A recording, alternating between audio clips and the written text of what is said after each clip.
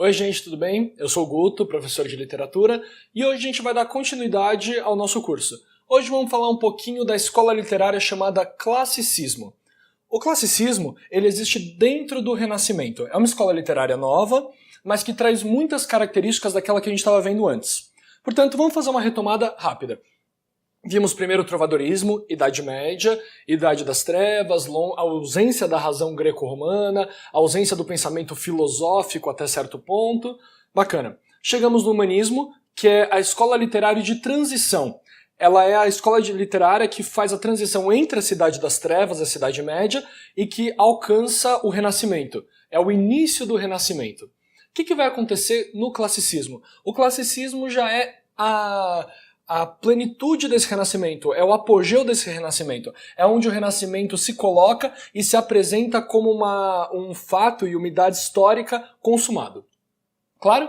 Bom, vou fazer um contexto histórico aqui bem rápido, uma contextualização bem rapidinha, mas, novamente, para que vocês compreendam de fato todo o contexto histórico, toda a questão que está sendo colocada, vão na aula de Renascimento, deem uma olhada nas aulas de história do canal, que são muito bacanas. Beleza?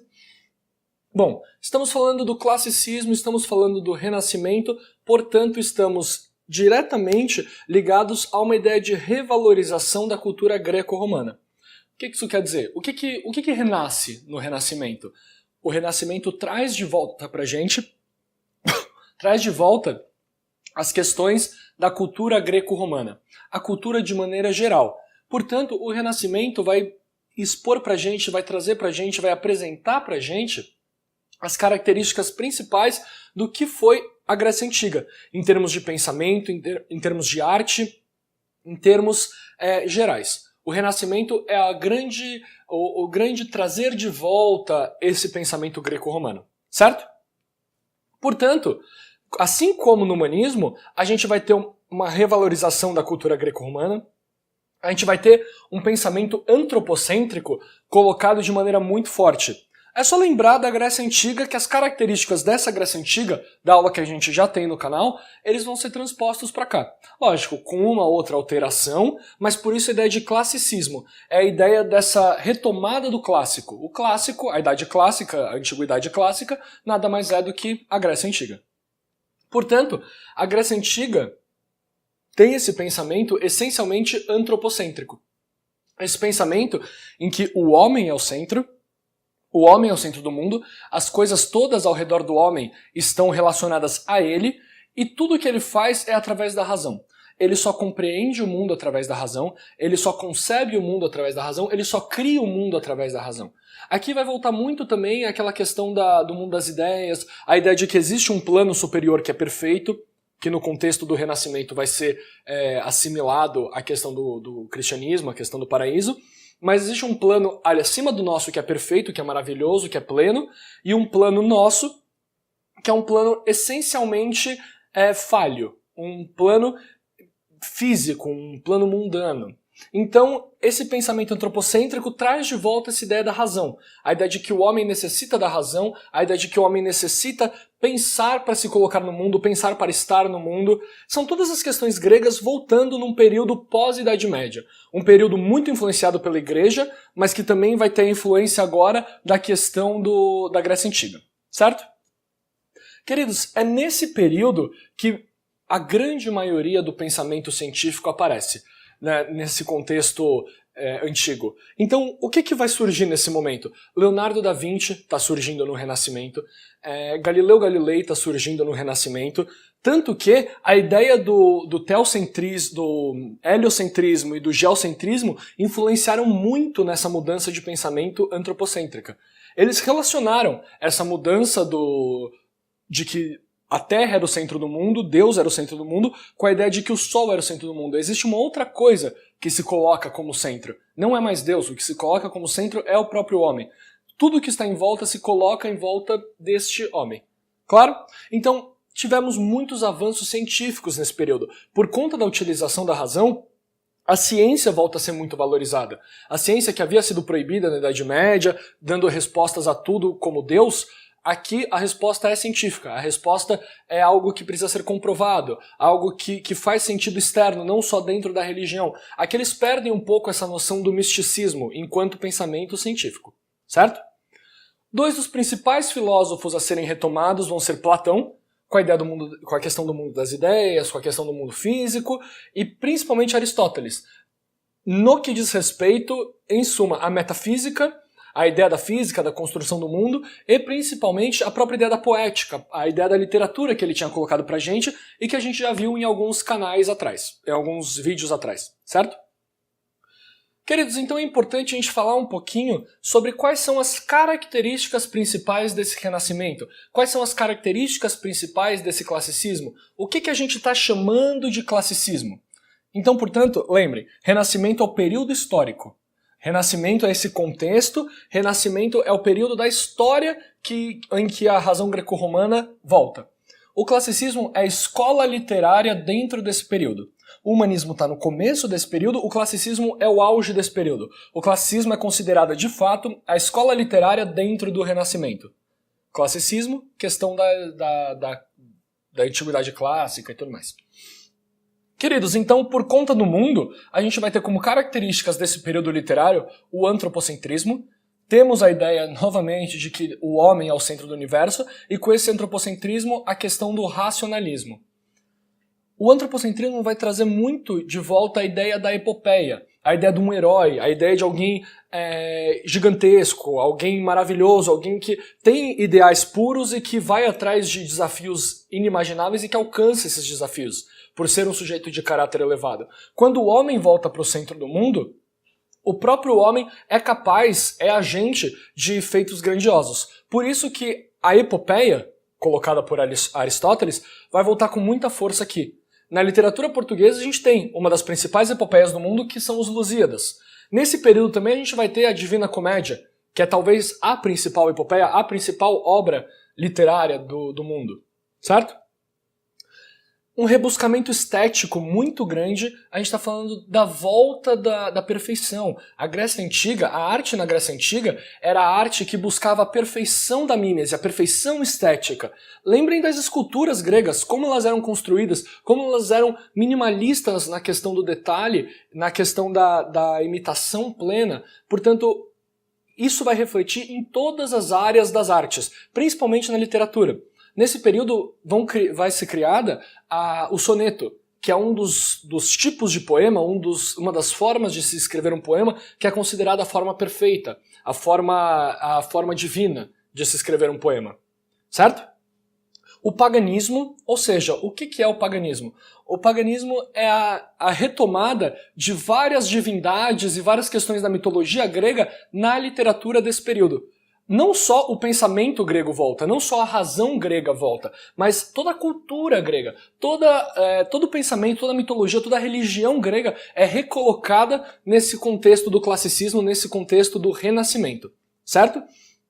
Então, como o paganismo está voltando, muitos dos deuses gregos vão ser colocados em contraposição à Igreja Católica, vão ser colocados em contraposição à religião católica. Qual que é a saída que eles vão dar para isso? Deus católico, Deus judaico-cristão, é o Deus pleno, é o Deus absoluto, e todos os deuses da mitologia são relativos a ele.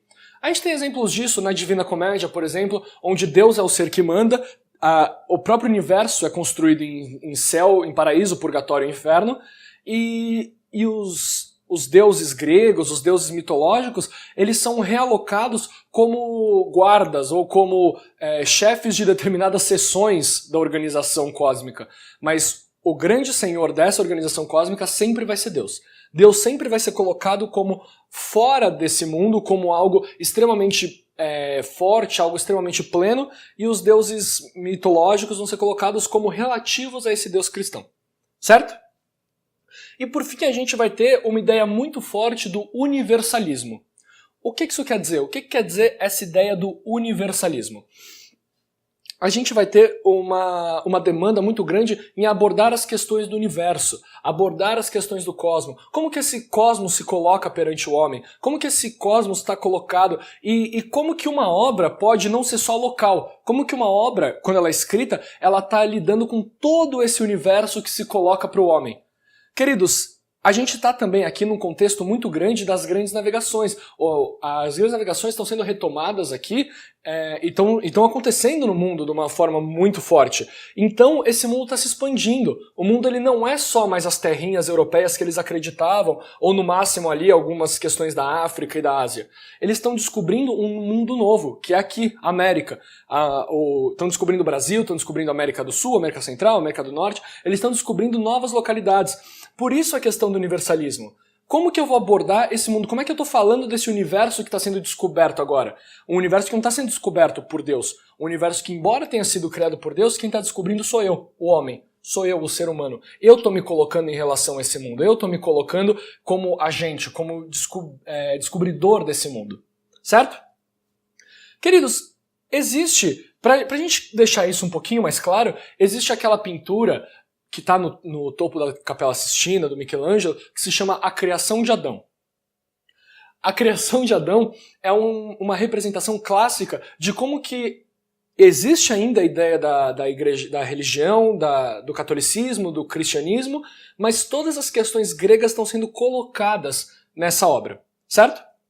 Primeiro de tudo, observem a obra aqui tem um Deus em um determinado espaço muito estranho, cheio de vários anjos, e ele está tentando colocar o dedo, ele está criando Adão, ele está criando o homem. Primeiro de tudo, deem uma olhada em como que esses corpos são construídos. Eles buscam a perfeição da imitação, eles buscam o corpo, tanto o corpo humano quanto o corpo de Deus, uma ideia muito forte da perfeição estética, da mímese, da imitação, esse corpo na maneira minimalista e como ele é colocado. Certo? Além disso, isso é muito grego, isso é uma questão extremamente cultural da arte grega, isso é colocado como uma questão da Grécia Antiga, como um recurso estético da Grécia Antiga. Então esse rebuscamento já aparece, os homens eles não vão ser mais representados da maneira meio estranha, como as pinturas medievais representavam, extremamente cartunescos, mas vão ser representados na essência do corpo humano. O corpo vai ser muito bem representado, certo? Continua observando aqui a imagem. Essa imagem, ela traz uma colocação de Deus, um absoluto, e Adão embaixo. E o que está no centro? Qual que é a coisa mais importante desse quadro? A tentativa de união entre homem e Deus. O que Michelangelo está representando, além da própria criação? Ele está colocando Deus em relação à criação do homem e que no momento em que ele criou, se estabeleceu a divisão absoluta entre um e outro. Esses dedos, por mais que eles estejam quase se tocando, a obra não confirma esse toque. O homem jamais alcança Deus, assim como Deus jamais alcança o homem. O homem é agente dessa situação. O homem produz o mundo, enquanto o homem é agente ativo desse mundo. Enquanto Deus é o ser que cria. Deus criou e tudo que vai ser realizado nesse mundo parte desse homem, desse sujeito que está sendo colocado nesse mundo. Certo? A questão da racionalidade é muito importante. Observem aonde Deus está colocado, onde Deus está voando junto com os seus anjos. Aquilo, se você perceber bem o formato daquilo, é um cérebro. Esse Deus, na criação de Adão, ele está sendo colocado dentro de um cérebro. N interpretações possíveis para isso, mas a gente tem que levar em consideração, primeiro de tudo, que a gente está no Renascimento. O que eles estão querendo dizer com isso? Esse Deus ele é concebido, não no sentido de criado, ele não é, pode ser também, ele pode ser uma criação do cérebro humano, mas principalmente que Deus só pode ser alcançado através da razão. De que esse Deus racionalmente criou esse homem. E que esse homem precisa ter uma construção cerebral, uma questão racional para alcançar esse Deus. A gente está retomando questões racionais da Grécia Antiga. É muito importante observar que esse Deus está dentro de um cérebro. Ele é um ser racional acima de tudo. Ele não é, como na Idade Média, um ser só de emoções, só de sentimentos. Ele é um ser acima de tudo que pensa. Ele é o matemático do universo. Ele construiu cada estrutura do mundo a partir da razão. Então, nós homens somos a imitação também dessa razão de Deus, dessa forma de Deus, dessa forma antropomórfica. Deus não é só uma energia, como na Idade Média. Deus ele tem a forma de um homem. E ele também faz o mundo através da razão. Assim como nós, agentes do mundo, precisamos dessa razão, Deus construiu o mundo através da razão. Então, cabe a nós buscarmos esse Deus. claro para vocês, é muito importante como que essa estética renascentista, como que essa estética do Renascimento dentro do classicismo vai ser retomada e como que ela vai ser trabalhada. Tem uma estética extremamente greco-romana nessa pintura, entretanto com uma temática essencialmente cristã. E uma temática que coloca de novo esse homem no centro, esse ser no centro. Claro? Bom, gente, então vamos falar um pouquinho sobre os tipos de produção desse período classicista. O que foi produzido nesse período? Vamos dar um apanhado geral para que na próxima aula a gente possa abordar cada um dos principais autores de cada lugar desse período, certo? Então, se a gente está falando da retomada da Grécia Antiga, se a gente está falando do período clássico, eles vão se pautar muito naquilo que Aristóteles falava sobre a literatura. Então, qual que era a divisão dos gêneros de Aristóteles? Ele falava que existia o gênero lírico, que era o gênero da subjetividade, do eu falando, a questão muito relacionada ao poema. Existe o gênero épico, que trabalhava com a epopeia. Relembrando também, de forma rápida, a epopeia era sempre a história de uma viagem muito distante, um lugar muito longínquo, onde sempre se tratava de um herói, e essa viagem não era só física, ela também era uma viagem interna, era a formação desse herói, ou a forma como esse sujeito tinha que passar por várias provações para provar o seu próprio caráter elevado, como que esse herói se colocava. Lembrem sempre do Brad Pitt no filme Troia, esse é o ideal de herói grego, certo? E por fim, a gente também vai ter o gênero dramático. E aqui, os autos e as farsas que o Gil Vicente tinha criado ficam um pouquinho perdido, e o que volta com muita força são as tragédias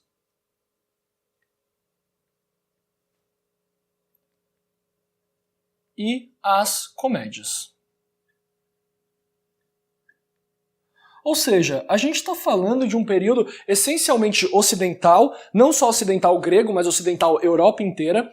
A Europa inteira muito influenciada pelo cristianismo, muito influenciada pelo pensamento cristão, mas agora retomando de maneira quase plena tudo o que tinha acontecido na Grécia, tudo o que tinha sido postulado na Grécia. Então, os gêneros literários que foram postulados por Platão na Grécia Antiga vão voltar com muita força. Certo? A maioria dos escritores vão de fato produzir poemas. E não qualquer tipo de poema. O poema mais produzido desse período e que vai ganhar muito alcance por ser considerado a forma perfeita de se produzir um poema é aquilo que a gente vai chamar de soneto. Abordei um pouquinho com vocês o soneto nas primeiras aulas sobre definições da literatura, sobre tipos de prosa e poema. Deem uma olhadinha lá e a gente vai continuar falando um pouquinho sobre o soneto. Mas ele vai ser considerado quase que uma escultura poética. Ele é a perfeição em forma de poema. É por isso que ele é tão importante, é por isso que ele vai ser retomado aqui. Ele vai ser criado por Petrarca na Itália e ele vai se expandir para todo o mundo. Existem vários tipos de soneto. O principal deles é o soneto italiano, 2 quartetos, 2 tercetos, decassílabos, esquemas de rimas, 4-4-3-3, que vai ser criado por Petrarca e vai ser considerado por todos como uma forma rítmica e uma forma composicional e uma forma métrica perfeita. Nada se iguala a esse soneto em termos de poema, em termos de alcance, em termos de atingir o seu objetivo, e que nas próximas aulas, quando a gente for abordar alguns sonetos, principalmente do Camões, a gente vai ver de novo a estrutura disso, vai ver como que ele funciona e como que o Camões se valia desse soneto italiano, certo? Mas, a princípio, o principal gênero poético desse período, a principal produção relacionada ao gênero lírico é o soneto. Essencialmente o soneto. Certo? Dentro da epopeia, a gente vai ter 2 obras extremamente importantes. Uma delas, as duas mundialmente conhecidas, por serem importantes na própria formação da identidade e na própria formação da língua do país onde elas são criadas. Esse período também estão se formando as línguas. As línguas elas passam a ser documentadas de fato. Então, o português, como a gente conhece hoje, muito dele foi institucionalizado com Camões nesse período. Muito do italiano foi institucionalizado com o Dante no Renascimento nesse período. A gente vai ver esses nomes todos nas próximas aulas. Muito do inglês foi institucionalizado com o Shakespeare também nesse período. Muito do espanhol com o Cervantes, tudo nesse período. Esse é um período de revolução, de transformação. As línguas institucionalizadas também estão sendo formadas aqui. Para o italiano, a principal obra que institucionalizou a língua foi a Divina Comédia, do Dante Alighieri. Queridos, a Divina Comédia nada mais é do que um poema épico, do que uma narrativa épica. Próxima aula vamos retomar tudo isso. Eu estou dando aqui um apanhado geral para que a gente possa ter uma introdução bacana para conseguir entrar e compreender todos esses tipos de produções, certo? A Divina Comédia é um poema épico que trabalha com o paganismo, trabalha com o antropocentrismo. Existe um homem que é um sujeito que precisa alcançar o paraíso, precisa entender por que o mundo está dessa maneira, o que está acontecendo. E ele vai passando pelo inferno, encontrando vários tipos de deuses da mitologia grega. Ele encontra vários dos filósofos da mitologia grega no percurso dele, vários dos santos também. Ele mistura tudo. E esse poema é concebido como talvez o maior poema da história da literatura. Pela complexidade dele, pela alegorização dele, pela forma como ele trabalha com as metáforas, a construção cósmica dele. A Divina Comédia, nesse período, chegou a ser cogitada como o quinto evangelho. Elas pensaram em colocar essa Divina Comédia na Bíblia, porque ela só poderia ter sido uma revelação divina. Certo? Outra epopeia conhecidíssima são os Lusíadas. Do Camões, essa é da literatura portuguesa, bem mais próxima de nós. O que acontece nos Lusíadas? É a história do Vasco da Gama conquistando o mundo, conquistando o novo continente, o mundo novo, se colocando enquanto um sujeito ativo no processo de descobrimento e se colocando como sujeito ativo enquanto ser em relação a tudo isso. Como que ele enfrenta deuses? Como que ele consegue superar as impossibilidades impostas por deuses? Como que esse humano consegue se equilibrar a própria figura de Deus? Como que esse Deus não está mais tão distante em relação a esse sujeito, a esse herói, que em termos de caráter muitas vezes pode ser maior do que os próprios deuses gregos, jamais o Deus cristão, mas os próprios deuses gregos, certo? E queridos, por fim, o principal nome desse tipo de construção é, obviamente, o conhecidíssimo Shakespeare.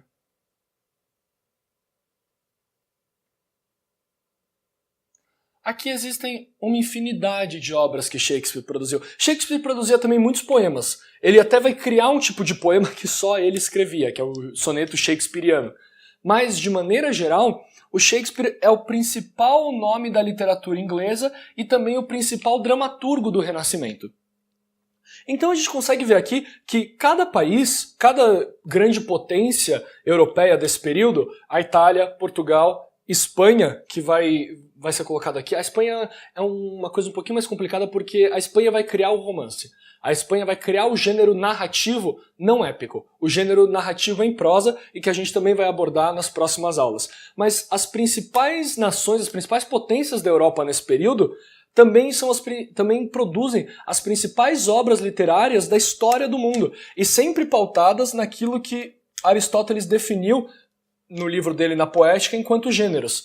O lírico, criando e escrevendo sonetos, que também é dificílimo de escrever, muito difícil de conseguir trabalhar com esse tipo de poema. As epopeias vão ser retomadas, os grandes acontecimentos, os grandes feitos da nação, os grandes feitos do indivíduo, todos enquanto seres humanos, jamais enquanto seres divinos. O herói deixa de ser um semideus. A epopeia clássica, a epopeia grega, o herói é sempre um semideus, sempre alguém que tem um ar de divindade. Aqui, o sujeito não tem um ar de divindade, ele é humano. Mas a humanidade dele é muito maior do que esse ar de divindade grega. E o gênero dramático, que vai trabalhar com as ideias das tragédias e das comédias, principalmente dentro do Shakespeare. E ele vai retomar de maneira sublime aquilo que o Aristóteles falava sobre o teatro na Grécia Antiga. Ele vai ter uma proximidade e um grau de produção muito forte e muito mesmo qualificado. Por isso que todas essas obras sobrevivem até hoje, por conta dos temas universais que elas vão tratar em relação ao próprio homem.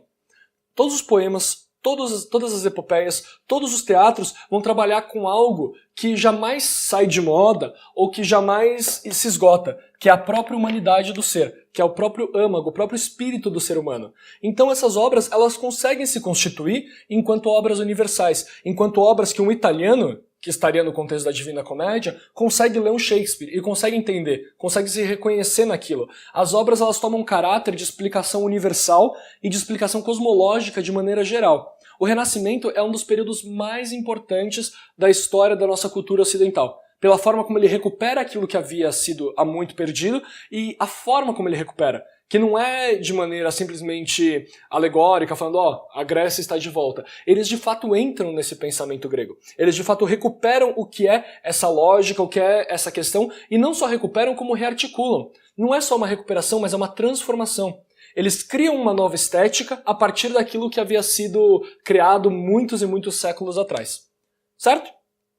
Então, tendo explicado, tendo demonstrado e apresentado para vocês a recuperação dos 3 gêneros principais gregos postulados por Aristóteles, aula que vem a gente vai falar sobre cada uma dessas obras e cada um desses escritores, desses poetas, como que eles constituíram essa obra, o que tem dentro dessa obra, como é que essas obras são concebidas. Então, aula que vem a gente vai falar sobre Shakespeare, vamos falar de maneira geral sobre as comédias, as tragédias dele, vamos falar sobre os Lusíadas, como que era constituído os Lusíadas, qual que é o enredo dos Lusíadas, sobre o que ele está falando, o que acontece, a mesma coisa na Divina Comédia. E por fim, a gente vai falar um pouquinho sobre Don Quixote e o Cervantes, como que ele cria um mundo novo a partir da narrativa. E por que essa narrativa aparece pra gente? Certo? Então, muito obrigado, agradeço muito a atenção de todos vocês e espero vocês na próxima aula. Tchau, tchau.